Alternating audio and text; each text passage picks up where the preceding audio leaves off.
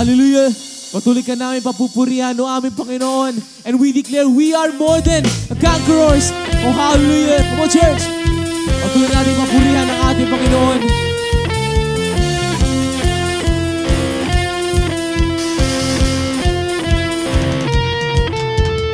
We are more than conquerors through Him who loves us. Nothing can keep us from His love.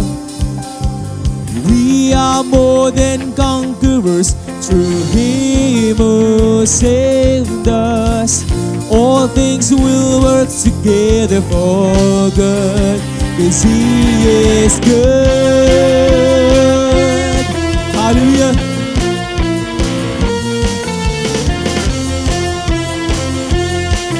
Come on, church, let's sing.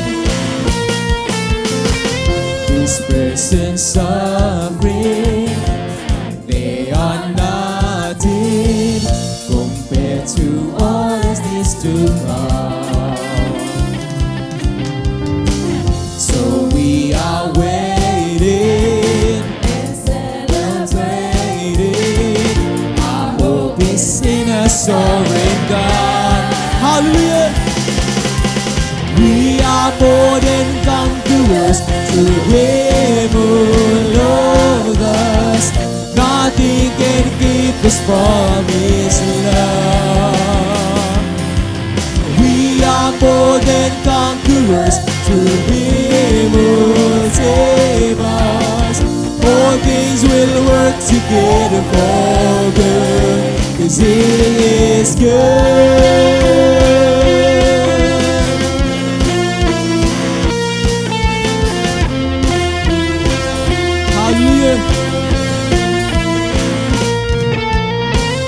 What can condemn us or separate us?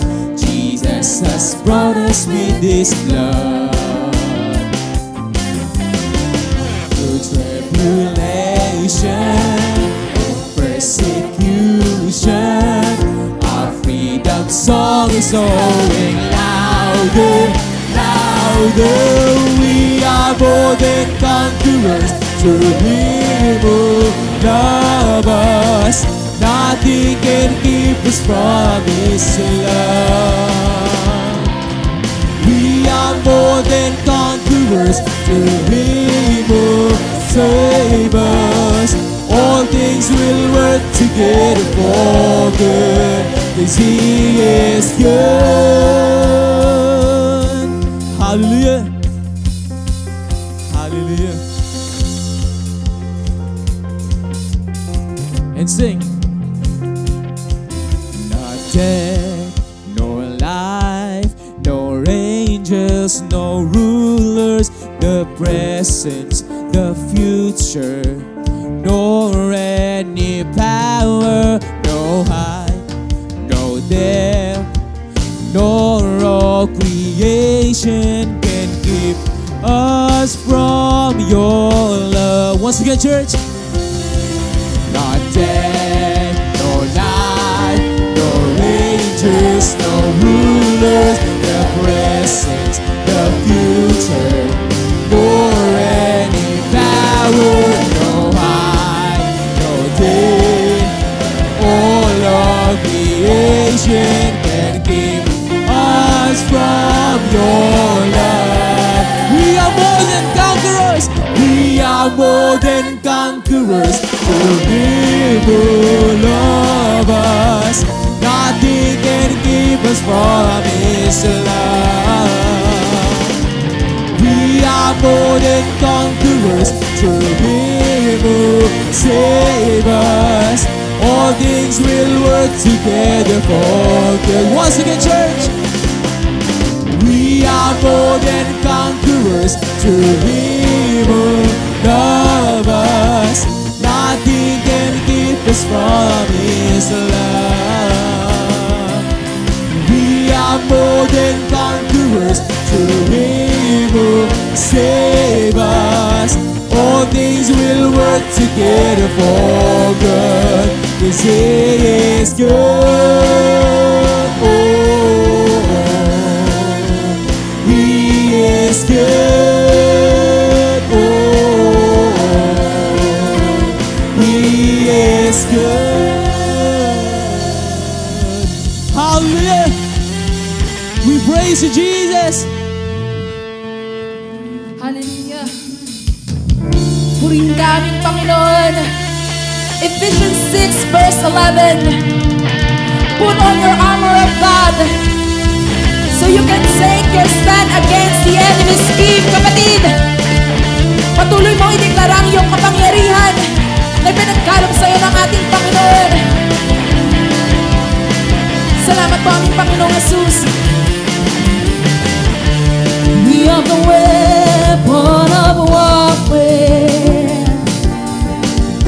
The praises of God is in my mouth. We have the sword of the Spirit, the word of truth, the word of God. For no weapon formed against us will prosper. Declare it, church. For the battle is the Lord, and He'll not win. We will go forward and praise the name of Jesus. Declare it. And execute His vengeance in the power of the end. Come on, church. As we clap our hands, we will strike the enemy. As we dance with joy, the rose of heaven sing. As we lift our hands, His banner will be raised, and we will shout a victory. Woo! His name will be praised. We will not fight an earthly weapon. Thank you, Jesus. But we the weapon of the Lord. For we are the church, the mighty army, the people of praise, the people of God. Let's declare. For no weapon formed against us. Kapatid, ideklara mo, pinalaya ka na ng ating Panginoon.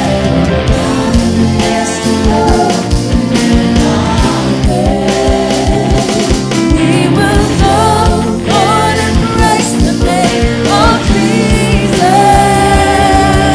and execute His vengeance in the power of the end. Let's clap our hands.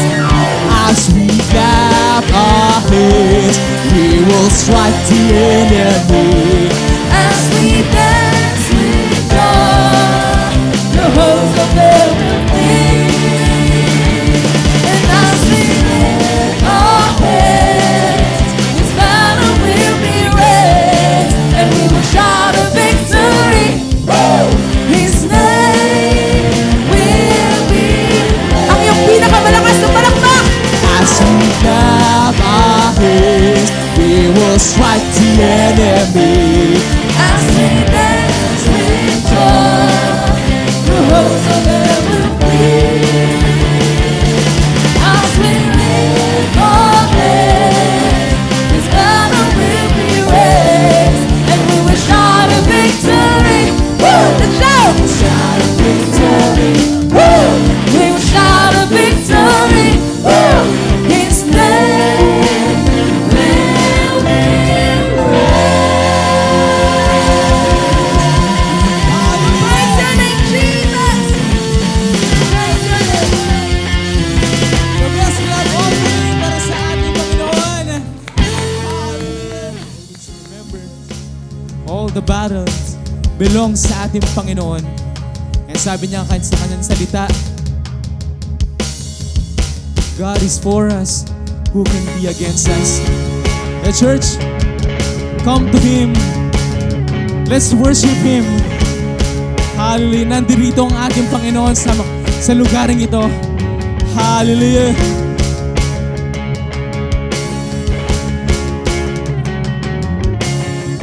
When all I see is the battle, You see my victory.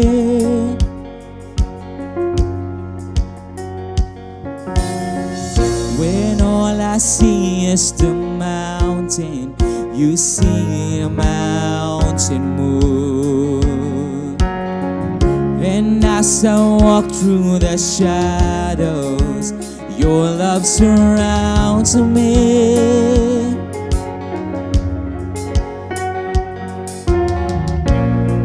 There's nothing to fear now, for I am safe with you. Come on, church. So when I fight on my knees with my hands lifted high. Oh God, the battle belongs to you. In every fear I laid at your feet. I sing to the night. Oh God, the battle belongs to you.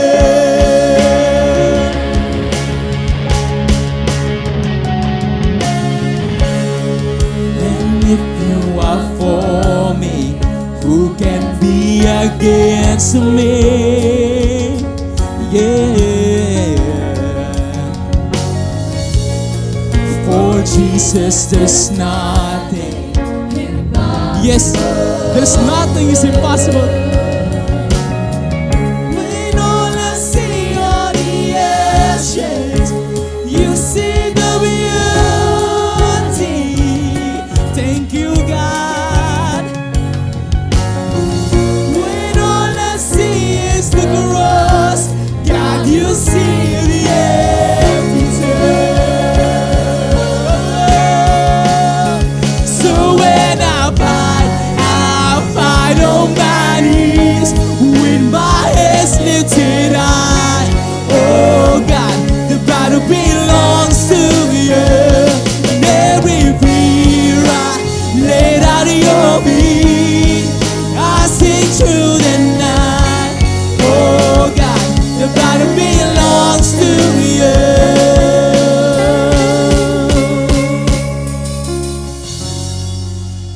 Almighty fortress, you go before us. Nothing can stand against the power of our God. We shine in the shadows, you win every battle. Nothing can stand against the power of our God. Almighty fortress, you go before us. Nothing can stand against the power of our God. You shine in the shadows, you win every battle. Nothing can stand against the power of our God. Almighty fortress, you go before us. Nothing can stand against the power of our God. You shine in the shadows, you win every battle. Nothing can stand against the power of our God. So when I fight on my knees with my hands lifted high. Oh God, the battle belongs to you. In every fear I laid at your feet, I sing through the night. Go church, just the voice, just the voice. So when I fight on my knees with my hands lifted high. Oh God, the battle belongs to you. In every fear I lay at your feet, I sing through the night. Oh God, the battle belongs once again, church. To you. So when I fight on my knees with my hands lifted high. Oh God, the battle belongs to you. In every fear I laid at your feet, sing through the night. Oh God, the battle belongs to you. Now, meron pong katanungan kanina yung nagsasalita mga kaibigan. At sabi niya, anong uri rin tayo ng Kristiyano? Tayo po ba yung Kristiyano nakatatakutan ng demonyo dahil nakikita sa atin yung liwanag, yung apoy ng Diyos? O tayo po yung uri ng Kristiyano na pababayaan lang, tatawanan lang ng demonyo dahil hindi naman po tayo threat sa kanila? Anong uri tayong Kristiyano? Tayo po ba yung Kristiyano na tumatayo ang buong kalangitan kapag nananalangin? O nagtatawanan lamang po yung impyerno kahit pa po tayo nananalangin? Now, I want you to understand mga kaibigan na yung ating pong Panginoong Heso Kristo nagtagumpay na. Kaya ang hinahanap po niya yung mga mananagumpay din sa kanyang labanan. I want you to understand mga kaibigan, bagamat meron pong spiritual warfare tayong pinagdadaanan, alam na po natin kung ano ang ending nito. Nagtagumpay na ang ating Panginoong Heso Kristo at nais niyang ibahagi rin yung kanyang tagumpay sa atin.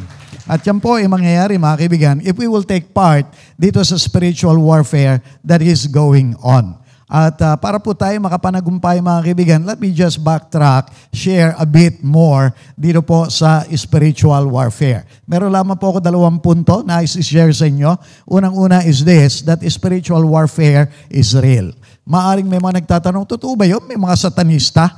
Totoo ba yun? May mga warlock? Yung mga tao na involved doon sa witchcraft? Totoo ba? Meron ba mga yung gumagawa ng kasamaan sa kanilang kapwa gaya nung ating pong napanood na satanista? Now, let me go dito po sa mga biblical verses that shows mga kaibigan, meron po talagang ginagamit ang kaaway.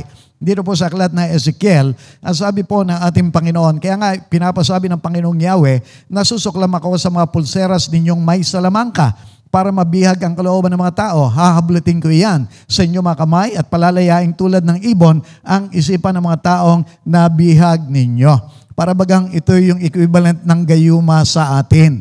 Okay? Meron po yung mga nanggagayuma. May mga pinagpray kami ng deliverance. Pinalaya rin po sa pamagitan ng mga ganyan. Pero hindi lamang po yung mga gayuma, mga kaibigan, dahil in the New Testament, marami pong uri ng witchcraft na nakita. Dito po sa Gawa 19:19, we read, marami sa mga dating gumagamit ng mahika ang nagtipon ng kanilang mga aklat, sinunog ang mga ito sa harap ng madla.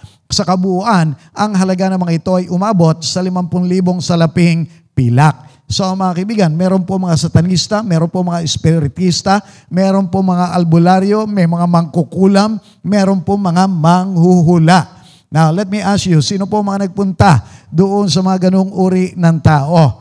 For many of us Filipinos, lalo na po siguro yung galing doon sa mga probinsya kung saan wala po mga doktor, malayo yung mga ospital, maaaring napilitan po pumunta doon sa mga albularyo. Kanina po, mga kaibigan, natutuwa ako dahil after makapanood at makapakinig ng preaching, meron pong isang kapatiran nag-surrender ng kanya mga anting-anting. At ang sabi, ibinigay ito noong manggagamot na kanila pong pinuntahan. But you know what? Ang sabi niya, tuloy-tuloy pa rin naman yung kanya mga sakit. Every month, meron siyang mga sakit na nararamdaman. Makinig po kayo, wala sa kanila ang tunay na kapangyarihan, tunay na kagalingan, nasa ating Panginoong Heso Kristo, mga kaibigan. Amen po ba? Sa Kanya tayo lumapit. So, let me say this, behind dito po sa mga tao, gaya itong mga satanista, espiritista na ito, mga kaibigan, mga mangkukulam, meron pong hukbong espiritual ng kasamaan. Gaya ng sabi dito sa Efeso 6:12, sapagat hindi tayo nakikipaglaban sa mga tao, kundi sa mga pinuno, sa mga may kapangyarihan, sa mga tagapamahala ng kadilimang umiiral sa sanlibutan ito, sa mga hukbong espiritual ng kasamaan sa himpapawid. Now, consider mga kaibigan na kung paano pong totoo ang Diyos na hindi natin nakikita together with the holy angels, I say, totoo din po si Satanas at ang kanyang mga kampon. Kinalaban sila ni Jesus at ng mga naunang Kristiyano noon. Dapat kalabanin din po natin sila ngayon. Tayo na po ang nakasign doon sa army ni Lord dito sa kapanahunan ito. Pakisabi mo nga doon sa katabi mo, kasali ka dito sa spiritual na labanan. Amen po ba?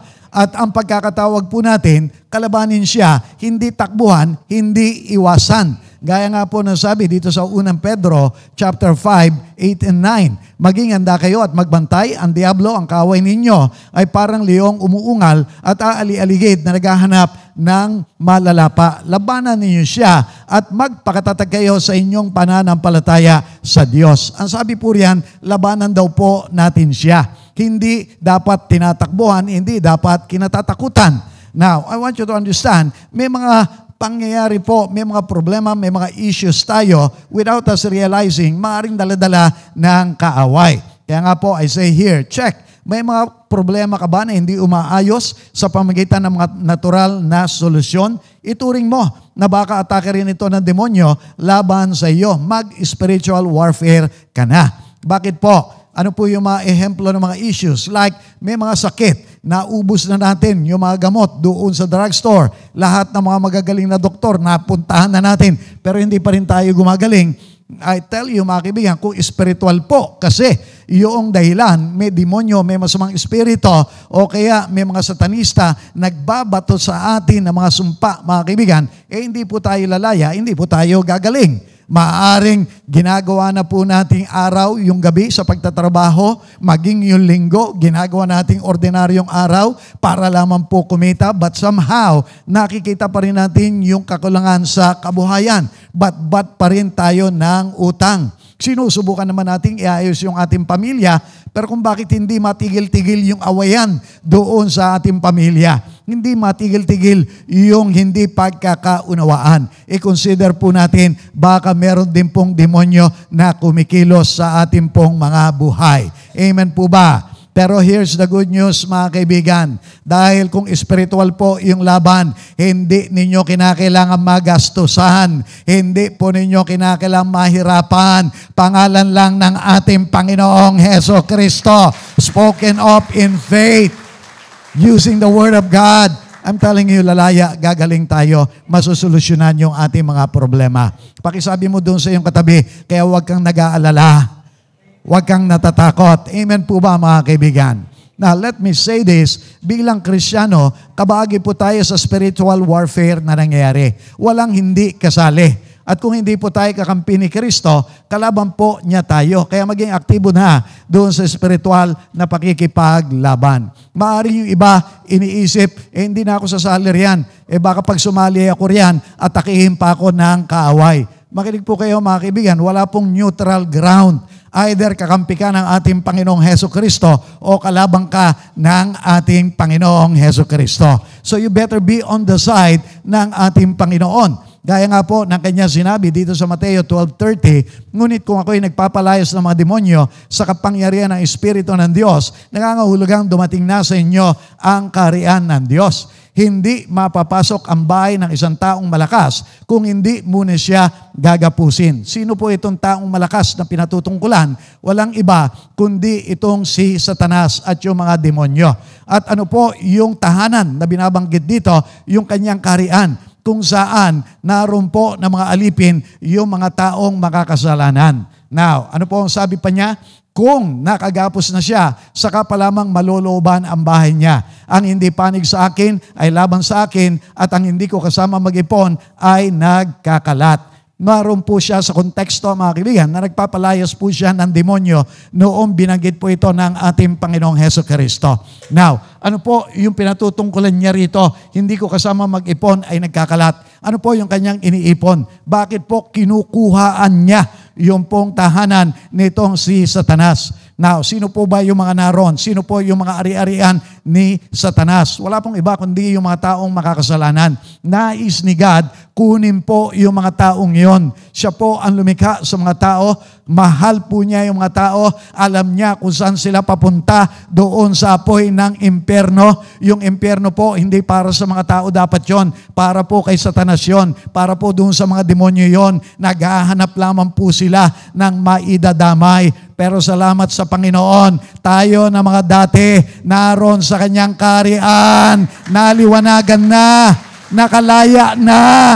Listen, mga kaibigan, at tayo rin po yung nais ni Lord na makasangkapan doon sa pagpapalaya naman doon sa iba. Amen po ba mga kaibigan? Now, listen now mga kaibigan. Hallelujah. Paano po makakasali dito mga kaibigan sa side ni Lord? Mapabilang tayo doon sa army ni God. Now, understand mga kaibigan, hallelujah, yung commander-in-chief natin, walang iba kundi ang ating Panginoong Hesus Kristo. So, kinakailangan po, tinanggap natin ang ating Panginoong Hesus Kristo, dapat nariyan siya. Amen po ba? And then, at the same time, mga kaibigan, dapat sumasa atin ang presensya, kapangyarihan ng Espiritu Santo so we can fight His battle. Now, listen now, mga kaibigan, hallelujah, huwag po kayong matakot. Hallelujah. Higit ang Diyos na sumasa atin kaysa sa mga demonyo, kaysa kay Satanas na naririto sa sanlibutan. Hallelujah. Tayo po ay tinawag para magtagumpay. Now, paano po natin magagawa itong labanan na ito? Pangalawang punto, spiritual warfare requires spiritual weapons. Hindi po natin madadala ito, mga kaibigan, sa sigaw-sigawan lang. Gaya nga po nung sinasabi kanina rito. Ang binabantayan dito ng kaaway ay yung mga Kristiyano na nagliliyab, nag-aapoy. Bakit po? Kasi sumasa kanila ang presensya ng Diyos. Ang Diyos po ay nag-aapoy, mga kaibigan, nagniningning. He is the light of the world. At kung si Kristo po nasa sa atin, dapat nagliliwanag din po tayo. Now, what can we do, mga kaibigan? Kung itutuloy po natin yung ating binabasa, Efesos 6:13, ang sabi po riyan, kaya't gamitin ninyo ang kasuotang pandigma na mula sa Diyos. So meron po tayong kasuotan, ini-expect ni Lord na ating pong isusuot, ating pong gagamitin. Sa English, ang tawag po riyan ay armor of God. Ano po yung mga nakapaloob doon sa armor na yan?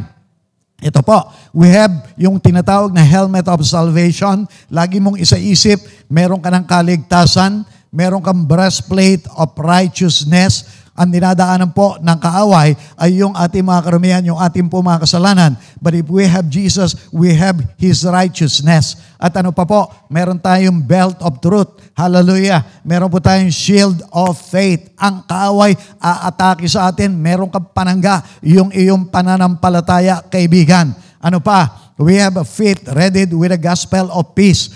Pwede po tayo umatake laban sa kaaway. Puntahan natin yung mga tao na nangangailangan ng kapayapaan, nangangailangan ng kaligtasan. That's one way of attacking enemy territory. At gamitin po natin yung sword of the Spirit. Let us pray in the Spirit in all occasion. At sabihin ko po sa inyo, mga kaibigan, makakapanagumpay po tayo dito sa spiritual warfare na ito.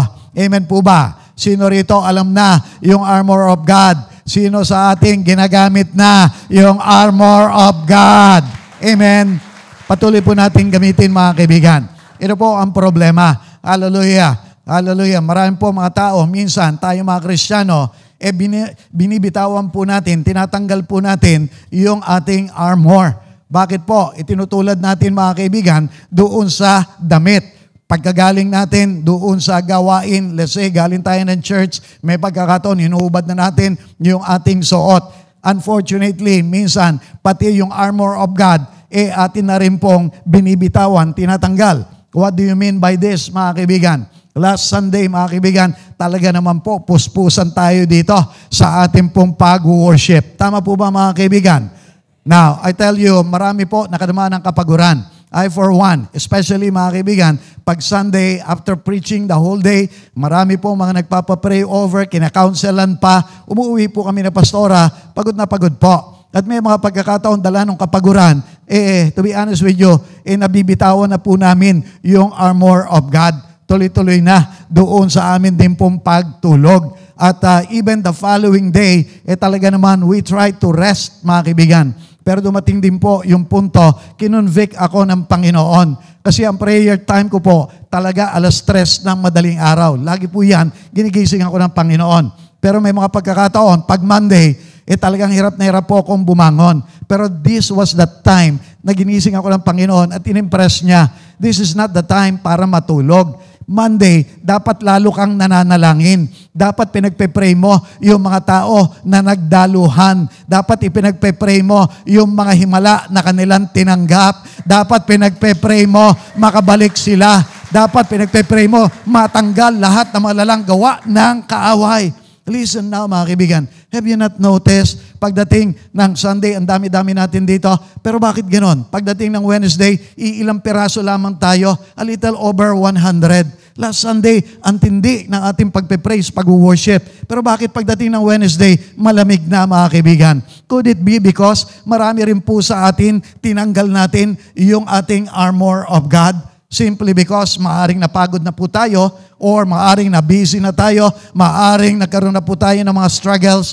But I tell you mga kaibigan, doon sa mga panahon na napapagod tayo, doon sa mga panahon umaatake ang kaaway, lalo po dapat nating suot-suot yung armor of God. Dapat lalo po tayong nananalangin, huwag tayong bibitaw mga kaibigan. Amen po ba? That's what we need to be doing. Now, let me say this, kung paano ginamit ni Jesus ang salita ng Diyos labang kay Satanas, gamitin din po natin ang mga ito ngayong gamit ang pangalan ni Jesus ng may pananampalataya.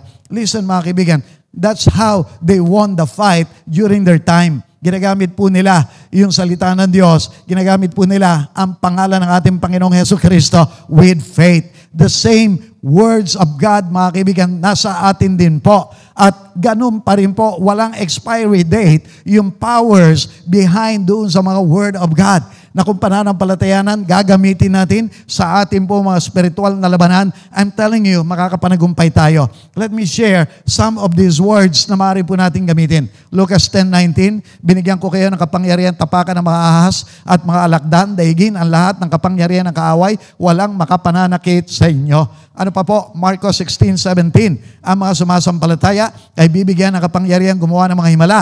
Sa pangalan ko ay magpapalaya sila ng mga demonyo. At ano pa po? Mateo 16:19, ibibigay ko sa iyo ang mga susi ng kaharian ng langit. Ang ipagbawal mo sa lupa ay ipagbabawal sa langit at ang ipahintulot mo sa lupa ay ipahintulot din sa langit. Listen now mga kaibigan, nasa spiritual warfare tayo at yung ating pong mga gamit, ang ating pong mga sandata, sapat-sapat para pabagsakin ang kuta, ang tanggulan ng demonyo sa ating buhay, sa ating pamilya, sa ating pong syudad. Hallelujah! Sa lahat kung saan man po tayo naroroon. So, let us use these words mga kaibigan. So, paano po natin ito gagamitin mga kaibigan? Alam po ninyo, nakakalungkot, gaya nga po, nung sabi doon sa ating pinanood, hindi tayo nagagapi dahil sa malalakas sa mga demonyo. Understand, mas marami po yung mga nanatiling tapat na mga anghel. 1/3 lang po yung mga nalaglag na mga anghel. As a matter of fact, nadaig po sila doon sa labanan sa kalangitan. Listen, panalo na po tayo. Kaya lang, bakit po tayo nadadaig minsan individually sa ating po mga buhay? Bakit may mga churches nadadaig ng kaaway? It's simply because, gaya na sinabi doon sa pinanood natin, because of our ignorance, hindi po natin alam yung salita ng Diyos, yung kapangyarihan ng salita ng Diyos, pag pinaniwalaan natin, pag ginamit po natin. Listen now mga kaibigan, hallelujah, hindi po tayo mga pulubi na nanghihingi sa ating Diyos. Mga anak po niya tayo, mga tagapagmana po niya tayo. Meron na po siya, hallelujah, salita na ibinaba sa atin. Authority, kapangyarihan, gamitin lang po natin. Sinabi niya, ibibigay ko sa iyo mga susi ng kaharian ng langit. Pagbawal mo sa lupa, ipagbabawal sa langit. At ang ipahintulot mo sa lupa, ay ipahintulot din sa langit. May nakikita ka, kapamilya mo, meron sakit, hindi gumagaling, wala kang pananalapi, hindi mo kayang ipadoktor, mag-aalala ka ba, matatakot ka ba, magpapanik ka ba? Simple lang, angkinin mo yung salita ng Diyos, ideklara mo, ang sabi ng Biblia, anumang pakawalan ko dito sa lupa, pinakakawalan sa kalangitan, pinakakawalan ko yung iyong kagalingan. Ang sabi, ano man ipagbawal ko, pinagbabawal doon sa kalangitan, pinagbabawal ko mga demonyo na maglagay kayo ng sakit sa aking pamilya, pinagbabawal ko mga demonyo, yung panggugulo na ginagawa ninyo sa aking pamilya, pinagbabawal ko yung paghahadlang ninyo sa matagumpay na trabaho. In the name of Jesus. Amen. So kinakailangan, yun po ang ating gawin. Mga kaibigan, huwag po tayong matakot. Amen po ba? Huwag tayong nag-aalala. Let's make use doon sa Word of God. Listen mga kaibigan, ginamit po nila mightily yung pangalan ni Kristo Jesus. Ginamit po nila mightily yung Word of God noon. Kaya nakaranas po sila, nagliliyab sila mga kaibigan. Listen, all we need to do, learn the Word of God.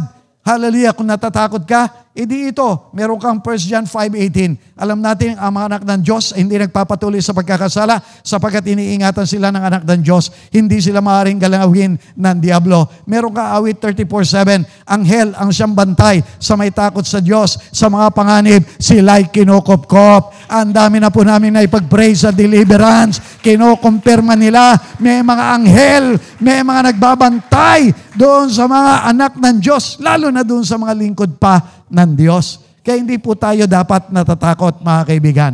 So let us make use of the Word of God. Listen now, mga kaibigan. Hallelujah. Let me say this. Kaya imbis na matakot at mag-alala sa gitna ng ating laban, piliin po ang manalangin at magpuri. Ayaw na kaaway ang mga papuring awit at sila ay umaalis. Listen now. While it may be true, maaaring parang may pagkakataon, parang tayo ang nadedihado, parang may pagkakataon, natatapunan niya tayo ng mga sakit, nalalagyan na tayo ng kaguluhan, nalalagyan po niya tayo ng mga kabiguan. Makinig po kayo, God sometimes allows things like this only for us to be strengthened as well. Naalala po ninyo, si Job, mga kaibigan, ninais ni Satanas na subukin, nilagyan ng kung ano-anong kamalasan, nawala yung mga ari-arian, namatay yung mga anak, mga kaibigan. But in the end, nagtagumpay po. Bumalik lahat yung nawala sa kanya na doble pa. So listen now, mga kaibigan, huwag kang mawala ng pag-asa, huwag kang mapanghinaan, patuloy ka manampalataya, patuloy ka makipaglaban. Amen po ba, mga kaibigan? Now, hallelujah. Ang sinasabi ko rito, hallelujah, manalangin po tayo, magpuri tayo. May mga pagkakataon kasi nawawala tayo sa ating wisyo, nauunahan tayo ng kaaway. Pero meron po tayong pwedeng gawin. Pray, mag-worship tayo gaya ng ating po pinag-aralan last time around. Ano po, sabi ng unang Samuel 16:23, at tuwing dumarating kay Saul ang masamang espiritu mula sa Diyos, kinukuha ni David ang alpa at tinutugtugan niya ang hari. Si Saul naman ay naaaliw, umaalis sa kanya ang masamang espiritu at siya'y gumagaling. Listen, kapag tayo po nagsimula na umawit, mga kaibigan, meron po kasing nangyayari. Bumababa ang presensya ng ating Panginoon. Pag bumaba ang presensya ng ating Panginoon, hindi mo na laban iyang kaibigan, laban na ng ating Panginoon. Kaya natatakot yung mga demonyo. At pag dumating ang presensya ng Diyos sa iyo, nagliliwanag ka, nag-aapoy ka na. Hindi ka na matitignan, hindi ka na malalapitan ng kaaway, hindi ka na niya mapeperwisyo, kaibigan.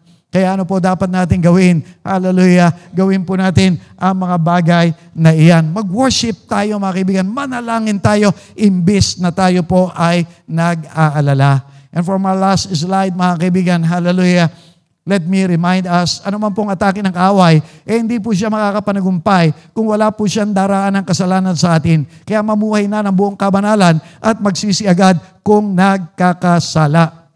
Nakita po natin, mga kaibigan, doon sa ating pong pinanood, may uri po ng mga Kristiyano na hindi nila maatake. Sino po ito mga ito? Yung kinandado, yung pintuan ng kanilang mga puso doon sa mga kasalanan. Ito po yung mga Kristiyano, mga kaibigan, na kahit nakaliit-liit ang kasalanan, malalim agad yung conviction. Meron po kagad pagsisisi. Listen now, I'm not saying na hindi na po tayo makagawa ng kasalanan.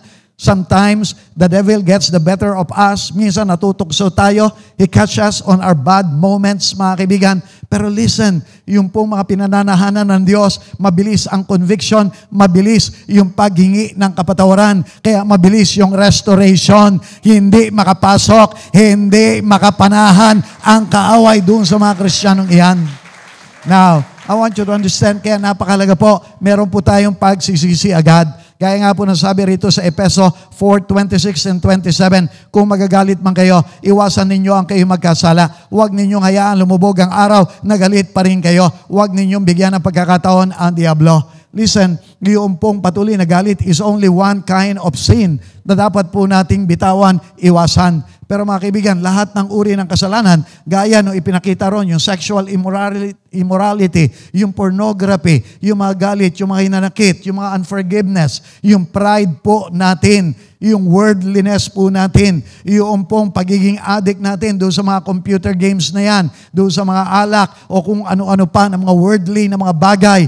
Lahat po, yung mga bagay na yon, I tell you, dadaanan ng kaaway. At pag hindi po natin pinagsisihan, hallelujah, the longer na pinatatagal po natin ang tunay na pagsisisi, lalo pong bumubukas yung ating pintuan ng ating po mga puso. And before you know it, nakapasok na ang kaaway. And before you know it, nakapanggugulo na, nakakapagnakaw na siya, nakakapangwasak na siya, napapatay na niya yung magandang plano ni Lord sa iyong buhay.